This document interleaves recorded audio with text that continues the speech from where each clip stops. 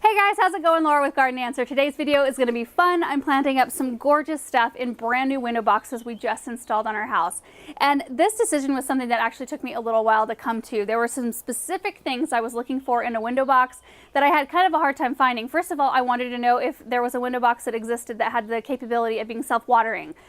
Second of all, I needed to find a style that came in all the different sizes I needed it to come in so that all of my window boxes could match. And then I also wanted to find some style that was either black in color or something that I could paint to be black.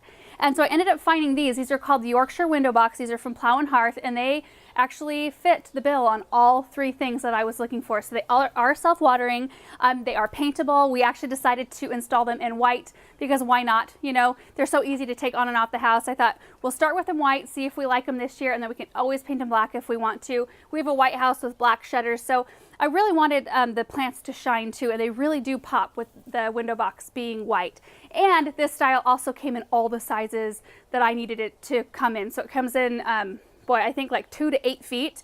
I needed 3 foot, 4 foot, and 6 foot size. So I actually want to show you how they come on and off the house, how you install them, but this is kind of a bad example because this is the 6 foot size, so it's a little hard to get off with one person. So let's go around the side of the house to one of the shorter boxes and I'll show you. This is a much easier example to show you guys on. This is the 3 foot size, and they just lift right off the house. And those are the brackets that come with the window box. They do recommend for you to install another board behind the brackets if the brackets don't align with the studs of your house.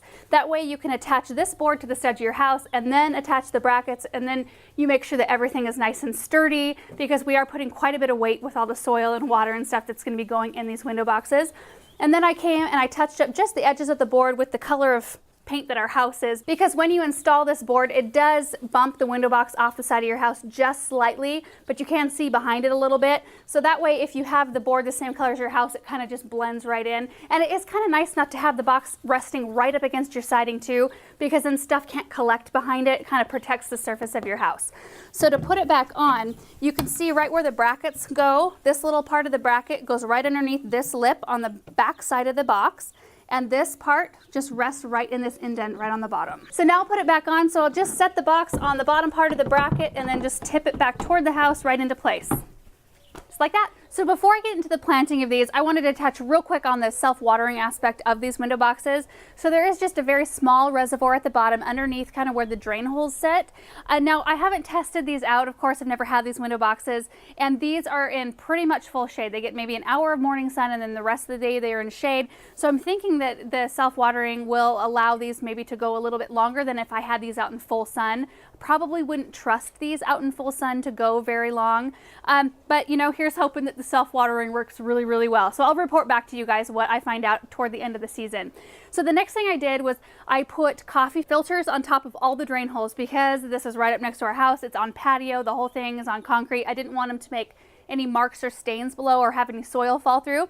So coffee filters on top of all the drain holes, and then I filled them all with soil and some continuous release plant food. So I'm basically ready to plant. So let me show you the 4 different types of plants I'm using in this arrangement. And I know I haven't done a ton of shade arrangement, so I'm really excited about this. I think it's going to be so pretty, and I'm actually not doing all of them the same. So we'll probably have more videos for you showing you a couple of other design ideas. So I'm going to be using as kind of my biggest color a Tuberous yellow begonia. I think these are absolutely gorgeous, and I think in a shady spot they really, really pop as opposed to something that was maybe darker colored. And I like yellow, so I think this is going to be really, really pretty, and they do great in full shade. The next one for color is the Infinity Lavender Impatiens, which I'm actually using in a couple pots that flank the door that's right next to me. Or I guess I should say right behind me. And so I wanted to use some of the same color, so it kind of made everything look like a cohesive idea on this side of the house. These are also a great shade plant. Then I've got Sweet Caroline Bewitched After Midnight Sweet Potato Vine. Love the color of this sweet potato vine. Now, had I painted these boxes black, this one would not have showed up as well. So I think that this is going to be a great bold dark color, and this will be a great spiller. And then I have some Goldilocks Creeping Jenny, which Creeping Jenny is a gorgeous spiller plant in any arrangement. It's just so dramatic, and it just does such a great job. And I think that the brightness of this is also a great one for a shade. arrangement. So I've got a whole bunch of plants right here at my feet. I'm gonna go ahead and plant these all up. I'm gonna do a row of begonias in the back and then just dot these other ones kind of around the front of all the begonias. So I'll plant and then I'll show you how it looks.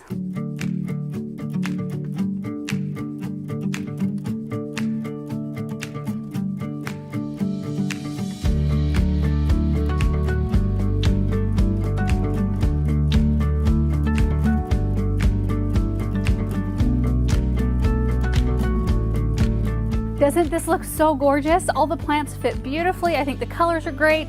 So I have one more of these to plant up right over there, and then I'll show you how it all looks.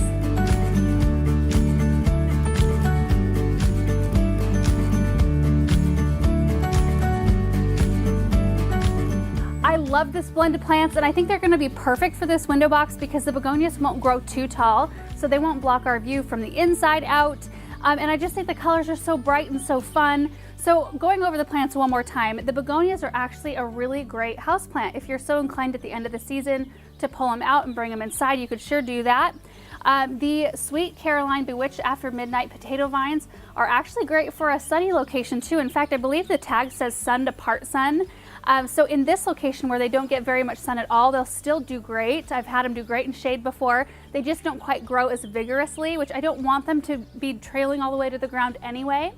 The Creeping Jenny, this is Goldilocks Creeping Jenny, is actually a perennial. So you could either leave it in these containers and just make sure to splash some water on it throughout the winter so that the roots don't completely dry out. And I have really great luck with them coming back in containers. Or you can put it out in your landscape somewhere if you want to do that. And then the lavender, Infinity Lavender Impatiens. I just love this annual because I like the lavender color, but the blooms are huge. And not all impatiens have blooms this big. So I just think this is going to be a fun blend to enjoy for this year. Really, really excited about it. So let me give you a little tour of this whole area because we did do 2 of these window boxes and I think the whole thing is so pretty. So this is underneath our balcony. There's a set of French doors that leads into our great room right here. And I've got a couple of bleaker containers that looks like I need to clean them. I don't know if that's showing in the video, but I've got some Infinity Lavender Impatiens in these containers as well. So that's why I wanted to use them in both spots. I've got a couple of benches that are actually from Plow Hearth as well, and we will link to those down below, guys, if you're interested in learning more about those. But I just think that the whole look is beautiful under here. The last couple of years I've done just containers up like by the door, but haven't really fluffed this area up and made it really comfortable. And we've actually used these benches a whole lot.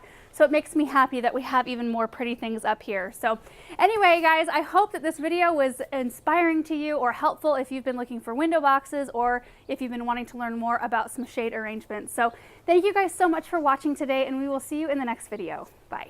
Can you see Russell in there? Yep. He's enjoying from inside today. He's not looking at us though. Hey, kitty, kitty. Russell Ben. Hey. What are you doing? So cute.